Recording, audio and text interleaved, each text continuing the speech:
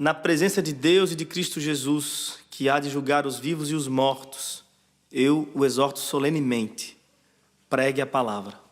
É com este imperativo que Paulo inicia suas últimas palavras ao seu filho na fé, Timóteo.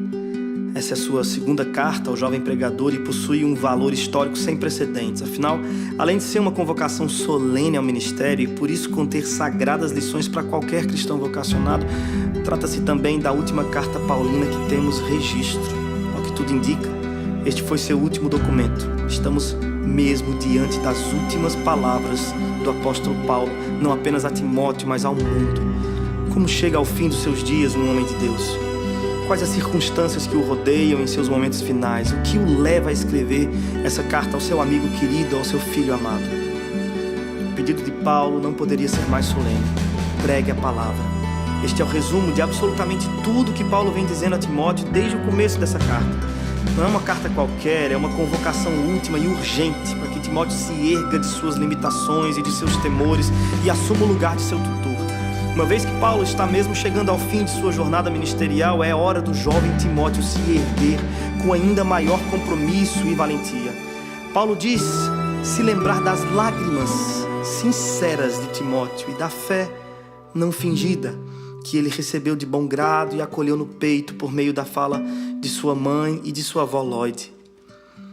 Deus não nos deu espírito de covardia, mas de poder e amor e equilíbrio. Foi o que Paulo lembrou a Timóteo no primeiro capítulo dessa carta, enquanto fazia referência à santa vocação que Cristo nos fez. Evite conversas inúteis e profanas, enfatizou Paulo no segundo capítulo. Fuja dos desejos malignos da juventude. No capítulo 3, Paulo se recusa em esconder de seu discípulo a face escura do ministério e diz sem medo: todos os que desejam viver piedosamente em Cristo serão perseguidos.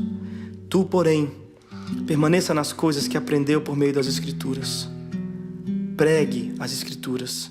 Esse é um mandamento tão solene que as testemunhas convocadas diante das quais Paulo ordena a Timóteo que pregue são Deus e Cristo Jesus. Alguns já haviam questionado o ministério do jovem Timóteo, mas não era hora de se entristecer por isso. Pregue a palavra. Outros já o haviam ridicularizado por seguir um pobre coitado feito Paulo, sempre perseguido. Mas não era hora de se envergonhar. Pregue a palavra. Alguns chegam a sugerir que a própria personalidade de Timóteo seria também uma barreira, possivelmente tímido, inseguro, mas não era hora de se ensimesmar. Era hora de se expor e pregar a palavra em tempo ou fora de tempo.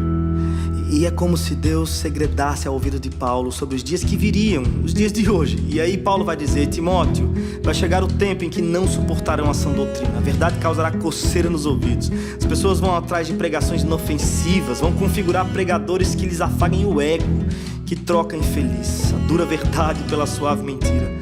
Fábulas e mitos podem emocionar, mas são incapazes de nos salvar eternamente. E é por isso que Paulo insiste: Timóteo, eles podem, você não. Seja sóbrio, prega o verdadeiro evangelho e vem sofrer comigo, feito um soldado nas trincheiras de uma guerra. O abandono em massa do evangelho e o fracasso coletivo de boa parte dos primeiros convertidos não eram as únicas razões pelas quais Timóteo deveria se posicionar em favor de Cristo, assumindo sua vocação. Outra razão, oferecida por Paulo, era sua morte iminente, ou como ele gostava de figurar, sua oferta de libação. Os rituais de sacrifício praticados no Velho Testamento incluíam essa tal oferta de libação, que seria o momento em que o altar sobre o qual os animais eram sacrificados seria lavado por algum líquido, geralmente vinho ou óleo. O aroma perfumado destes líquidos denunciava que já estava chegando no fim da cerimônia. Essa foi a figura usada por Paulo para descrever sua morte. Ele não desenha essa tela com cores densas, escuras, mas com o vivo vermelho de um vinho sendo aspergido. Não tem cheiro de medo ou luto. Sua morte tem cheiro de vida e festa. As rimas não são azedas e melancólicas, não. Sua morte rima com o doce do vinho. E este é precisamente o convite de Paulo a Timóteo: vem sofrer comigo. Recebemos bom tesouro, tá guardado aqui. Nosso peito tem segredo, só se pode ver. Se olhar de perto e provar da alegria que é chorar. sofrer comigo, feito um soldado em Cristo se ancorar. Sei em quem eu creio, estou certo de que tem poder e é santa vocação que Ele nos deu. Acreditar no Evangelho é ir e caminhar seguro até sozinho. Acreditar no Evangelho é ir e caminhar seguro sozinho.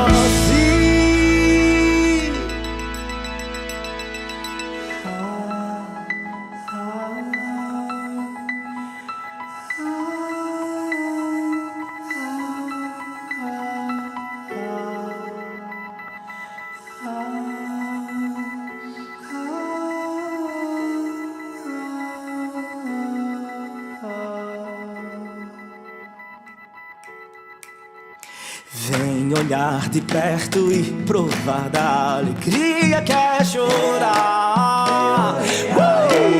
Acreditar no Evangelho é ir. Vai! E caminhar seguro até sozinho. Seguro até sozinho. Acreditar no Evangelho é ir. Vai! E caminhar seguro sozinho.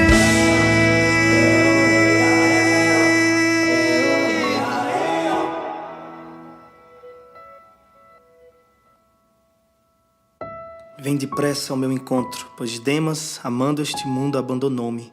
Crescente foi para Galácia, Tito para Dalmácia, só Lucas está comigo. Traga Marcos, ele me é útil. Traga uma capa e meus livros. Veja o risco que Timóteo está correndo. A convocação solene de Paulo mais parece com um náufrago à deriva, insistindo sorridente, para que um marinheiro abandone a segurança do navio e se lance com ele no mar. Vem depressa, Timóteo. Abandone suas frustrações, suas inseguranças. Não há tempo a perder com questões banais sobre aprovação. Nem espere lá que te aprovem tanto assim. Vem depressa. E por que a pressa? Paulo vai dizer que, em primeiro lugar, Timóteo deveria se apressar porque Demas o abandonou. Amando o presente século, o abandonou. Esse é o mesmo Demas que foi citado na carta de Colossenses ao lado de Lucas, certamente um companheiro na jornada paulina. Depois ele foi citado novamente em Filemon como um cooperador de Paulo. E aqui ele encerra sua jornada recebendo o pior dos adjetivos para um cristão: fujão. Agora vejam, se Demas abandonou o Evangelho por amar aquele século primitivo, quais seriam as nossas chances? Como me certificar de que eu também não seja tomado como um desses que cooperam na causa nobre do Evangelho, mas fogem na hora da morte? Feito aqueles que seguiam a Jesus, mas se recusaram em comer de sua carne e beber seu sangue. Como Timóteo permaneceu? Como eu poderia permanecer? Paulo lembra a Timóteo, ainda nessa carta, que seu sucesso não estaria garantido pela força de seu próprio braço, mas na graça, no favor imerecido de Cristo. Foi por essa graça que Pedro bradou uma das afirmações áureas da fé cristã: como eu poderia fugir? Para onde mais eu iria? Só tu tens palavras de vida eterna. E o abandono de Demas não é a única razão pela qual Timóteo precisa se apressar. Paulo vai continuar dizendo que Crescente foi para Galácia, Tito para Dalmácia, e nesse caso não se trata de abandono de fé, se trata de desdobrar-se em tantos quantos podia, a fim de atender uma demanda gigante. Os campos estavam brancos e poucos eram ceifeiros. E os poucos que ali ainda se mantinham fiel ao Evangelho se desdobravam. E é por isso que Paulo diz: vem depressa, Timóteo. Eu sei que você está cuidando aí da igreja em Éfeso, mas sua presença aqui é muito necessária. Eu já enviei Tíquico para assumir seu lugar. Vem porque os campos estão brancos. Embora eu tenha crescido na igreja, nunca vi missionário nenhum dando testemunho de que seu campo de trabalho está cheio de mão de obra. É sempre o contrário que se vê, porque é assim que se faz a obra de Deus, em absoluta dependência, rogando ao Senhor da Seara que envie trabalhadores depressa. A obra de Deus sempre vai ser maior do que me julgo capaz de suportar. Veja Paulo, por exemplo. O grandioso Paulo era falho e por vezes inflexível. No começo de sua relação com Marcos, não teve paciência para suportar os milindres do jovem Marcos. Mas aqui, no final de sua jornada, como um de seus últimos desejos, pede a Timóteo: traga Marcos com você, ele me é útil. A obra de Deus é feita por gente falha como Paulo, mas que ao modelo de Paulo se deixam persuadir pela ação do Espírito Santo através do tempo. Algum Paulo já te machucou por aí? Perdoe. Dê tempo ao tempo. Algum Marcos já lhe tirou do sério? Espere e vê bem se ele não termina sendo, no fim das contas, útil para você na jornada cristã. Toda essa solidão paulina fica ainda mais evidente na próxima frase: traga-me uma capa e não se esqueça dos meus livros. Paulo está só, sente frio, sente falta. E que eu preciso lhe perguntar seriamente: você quer esse evangelho? Talvez tenham mentido para você, lhe prometendo um evangelho de glamour, mas olhe bem aqui, o maior missionário da igreja está terminando seus dias assim, preso, com frio e pedindo para que alguém lhe traga pelo menos alguns livros. Lembre-se de Cristo na cruz, sentindo falta não de qualquer outra coisa, mas a falta do próprio Pai. Você quer esse evangelho? Mesmo sabendo que está correndo o risco de tomar a mesma trilha e terminar seus dias pedindo para um amigo distante: traga-me uma capa e alguns livros. Uma voz antiga disse certa vez: Deus, se tratas assim, seus amigos mais próximos não me admira de que tenhas tão poucos. Esse é Paulo, chegando ao fim de seus dias. Mãos cansadas, desatando nós que o prende aqui. Solta o barco, aguardando hora de partir. Mas a sua canção não carrega a dor de quem se vai. Mãos marcadas pelas lutas, te dá sem fugir, esvaziam todo o barco de tudo de si, pois a sua canção não carrega a dor de quem se vai, e em seu coração guarda a fé que o fez encontrar paz. Mãos que ao ver o frio do inverno não perdem o sorrir, aquecidas pela graça, torna a repetir. Dor nenhuma se compara com a glória por vir.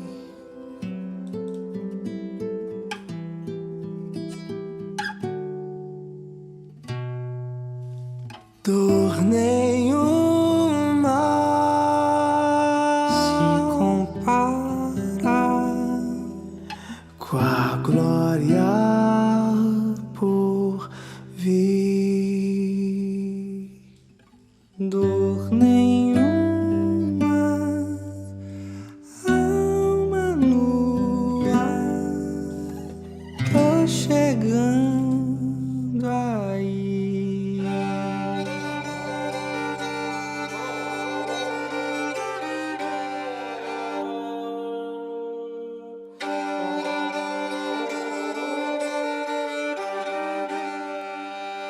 Alexandre o ferreiro causou-me muitos males. O Senhor lhe dará a retribuição pelo que fez. Previra-se contra ele, porque se opôs fortemente às nossas palavras. Na minha primeira defesa, ninguém apareceu para me apoiar. Todos me abandonaram. Que isso não lhes seja cobrado. Quando a gente tem em mente que essa carta de Paulo ao seu amado Timóteo é, na verdade, uma solene convocação para a obra do ministério, essa sessão aqui, onde ele fala sobre a traição de Alexandre e o abandono que sofre durante sua primeira defesa, demonstram o nível de sinceridade de Paulo para com Timóteo. Não existe nenhuma intenção de maquiar a realidade do ministério. Timóteo não estava sendo enganado quanto aos terríveis perigos de se lançar na preciosa jornada que é a proclamação da verdade de Deus. Enquanto o velho Paulo prepara seu jovem sucessor para a realidade das dores do ministério, ele poderia dar vários conselhos. Quando o assunto era sofrimento e perdas, ninguém melhor para rechear a pauta de experiências pessoais do que Paulo. Ele podia falar sobre a dor das chicotadas ou dos aprisionamentos nas argolas aí das masmorras. Ele podia falar para Timóteo sobre naufrágios, apedrejamentos. Tudo isso Paulo sofreu, tudo isso poderia sobrevir a Timóteo. Mas o que Paulo considera de singular importância, no fim das contas, é preparar Timóteo para a traição no campo. Timóteo, Alexandre, isso dói. Se até mesmo o nosso Cristo teve de passar pelo amargo anoitecer de um beijo amigo que o levou diretamente aos braços de seus perseguidores, estaria Paulo livre de sofrer o mesmo? Deveria Timóteo se enganar quanto à real possibilidade de provar também em sua face esse beijo? Ao que tudo indica, segundo alguns comentaristas, Alexandre teria sido alguém influente com quem Paulo poderia ter contado durante seu primeiro julgamento, mas ao invés de oferecer ajuda no caso de Paulo, Alexandre teria sido seu principal opositor durante a sessão de sua defesa. E como se não bastasse, lá está o velho Paulo, lançado feito um animal, amarrado diante de sua presa. Se levanta com dificuldade para falar em sua defesa, mas quando olha ao seu redor, encontra os magistrados, seus perseguidores estão lá, tem até os curiosos, mas não acha sequer um rosto amigo. O velho Paulo está vivendo seus dias mais difíceis em absoluta solidão. Ele que tanto desejou partilhar dos sofrimentos de Cristo se vê agora como ele em sua cruz, abandonado por seus amigos. Quem de nós suportaria essa pressão sem amaldiçoar a si mesmo, sem desacreditar a sua própria jornada? Valeu a pena, Paulo. Vê bem aí ao seu redor, gastou sua vida em favor de tanta gente, abraçou tanto por aí, e no dia de sua terrível dor, quantos estão aqui para lhe devolver esse abraço? Valeu a pena, velho Paulo.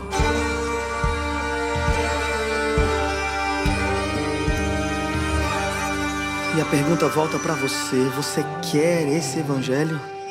Olhe bem para esse texto e me responda. Quer mesmo correr o risco de chegar nos últimos dias de sua jornada como o velho Paulo? Como seu Cristo? Olhe bem, veja bem. Se você começar a se envolver demais com esse negócio de igreja, de Cristo, de evangelho, você vai ter que começar a perder algumas coisas que qualquer um considera em grande estima. Se seu envolvimento chegar até o pescoço, é possível que perca alguns amigos. Talvez aquela promoção tão sonhada na carreira profissional, porque as ideias do evangelho vão bagunçar sua cabeça de uma forma bem estranha a princípio. E você corre sérios riscos de ter de reconfigurar sua postura pública e privada. Você quer esse evangelho? Se chegar ao ponto de envolver-se até submergir no oceano desse evangelho e já não saber mais quem é você e quem é Cristo, aonde começa Cristo em você e até onde vai você em Cristo, você pode chegar sim ao ponto de estar sozinho e escrevendo para algum amigo distante: ei, me envia aí uma capa e alguns livros.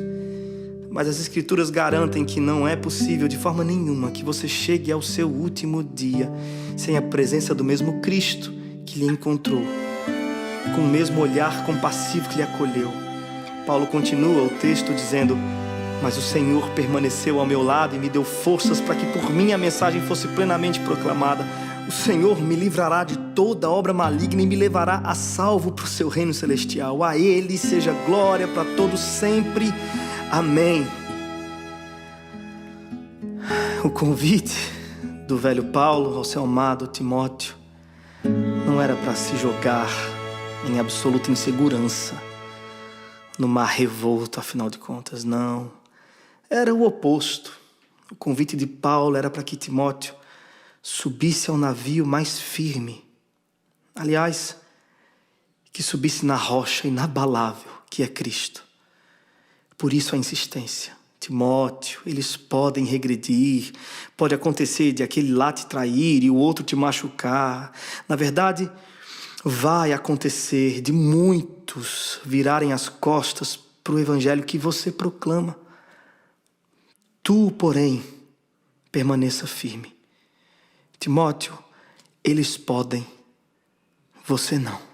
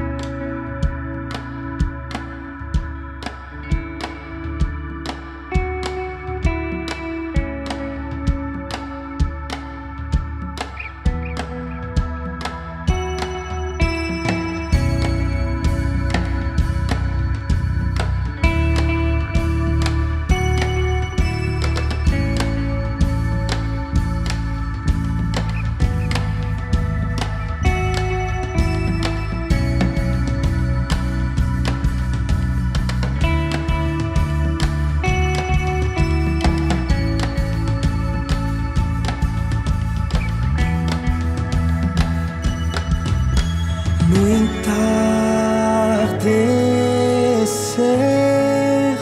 dos tempos a verdade verá, em liberdade a ambição, dançando com seus mestres em santo chão. Cada um em desprezo abandona o outro. Cada um desespero só se abraça e é pouco. Não tem céu, teto, chão, verdade presa na escuridão.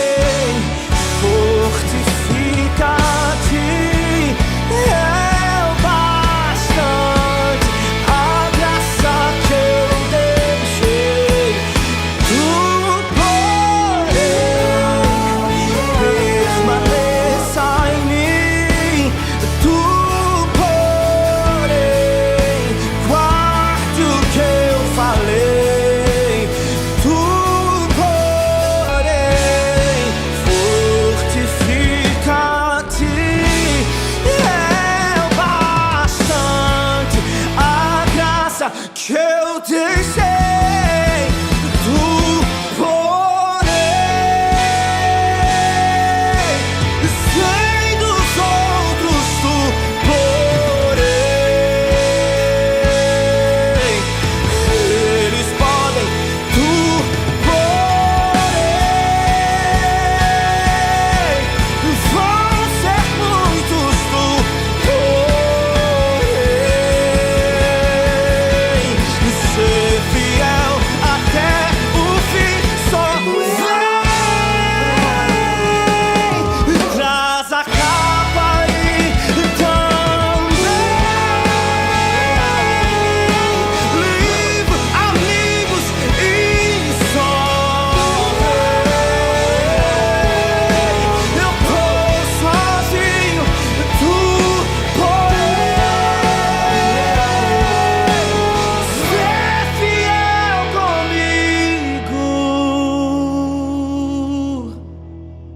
e se perder tudo que tu tens aí, se alegre então por saber Deus está aí.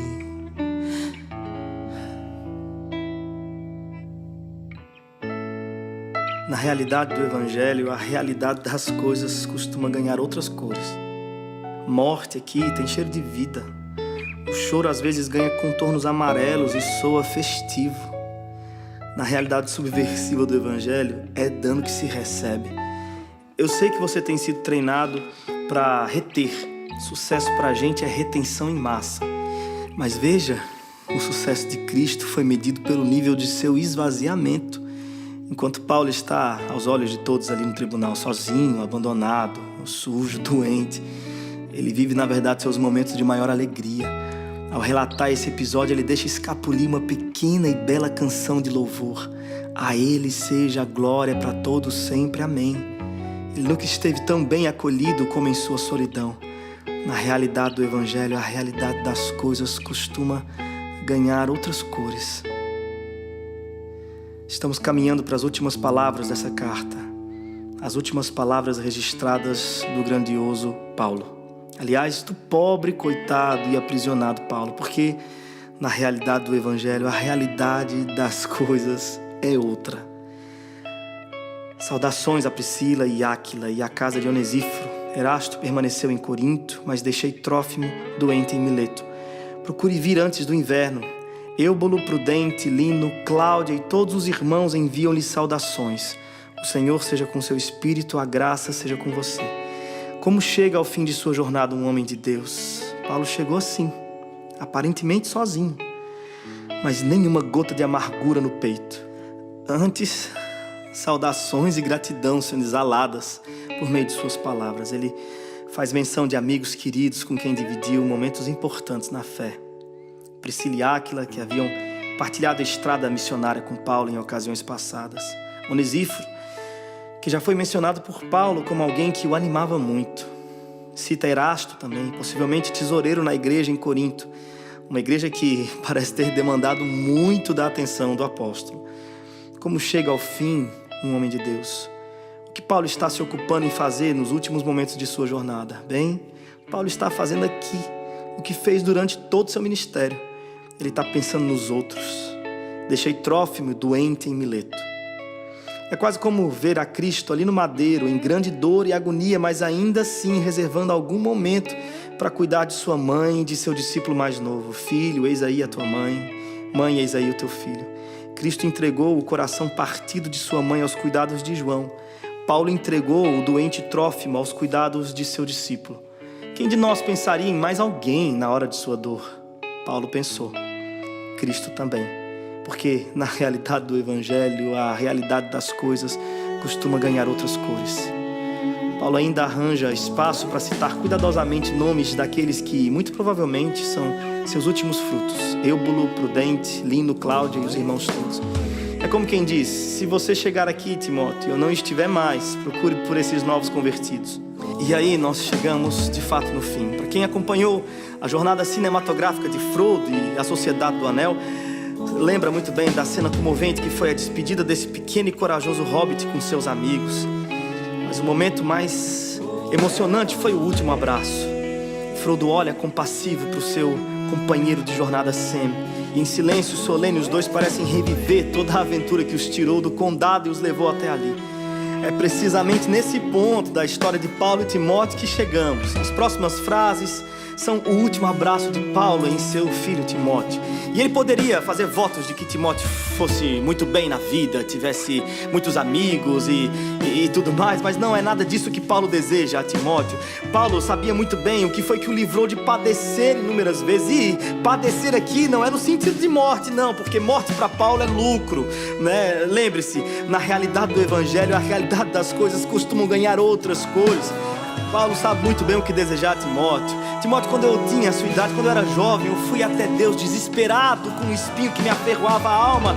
Mas Deus disse, Paulo, não se aveste não, a minha graça te basta, porque o meu poder se aperfeiçoa na sua fraqueza. E é isso, Timóteo, que eu desejo a você, o favor imerecido dos céus, que certamente me abrirá os portões celestiais.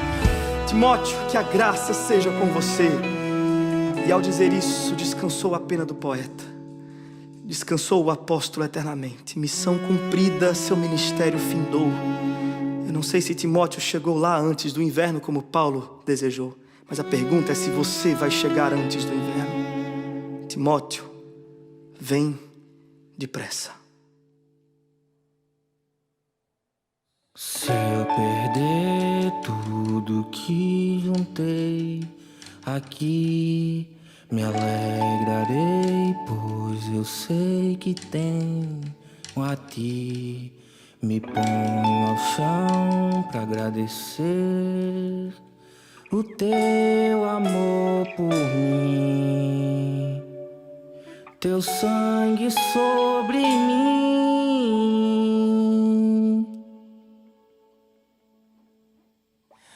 Todos os dias minha beleza será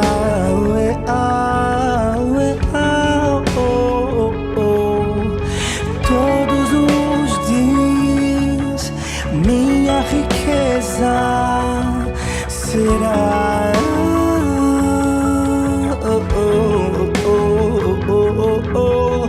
todos os dias a minha glória será o Senhor, será o Senhor.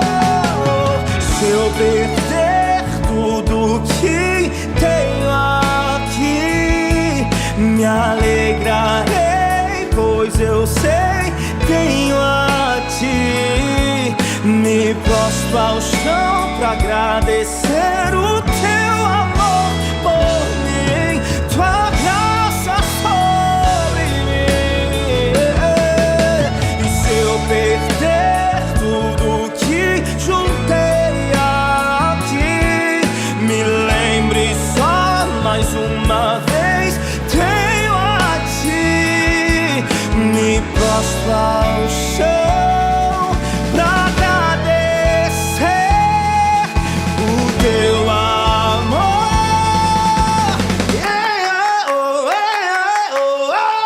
Vou pro chão pra agradecer o teu amor.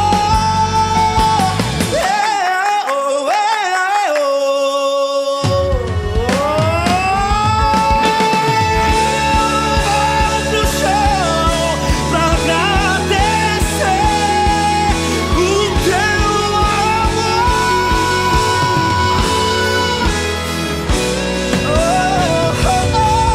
É graça que me acaba, e depois que eu juntei tanto, e depois de tantas vezes, é graça que acaba e destrói, não fica nada, só a graça.